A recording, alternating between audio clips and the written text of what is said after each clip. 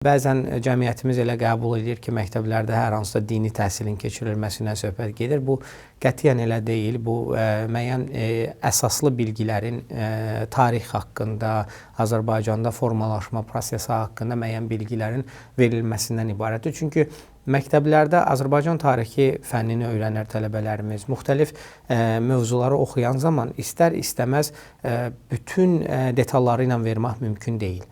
Multikulturalizm fənni isə həmin dərsliklərdə olan, bəlkə də doğrudur ki, orada əksini tapmayıbdır.